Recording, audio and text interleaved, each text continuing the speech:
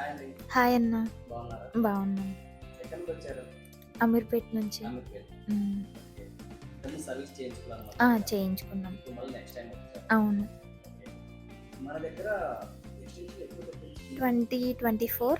2024లో పెట్టించుకున్నారు. హ్మ్. ఓకే. అవును. హ్మ్. 2024 నుంచి ఇప్పటి వరకు ఫోర్త్ సర్వీస్. Okay service. హ్మ్.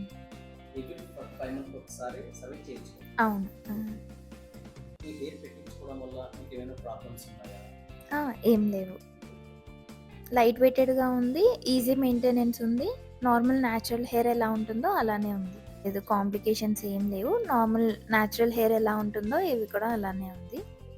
మెయింటెనెన్స్ కూడా మంచిగా మెయింటైన్ చేసుకుంటే ట్యాంగిల్స్ కూడా అవ్వవు. బావుంది.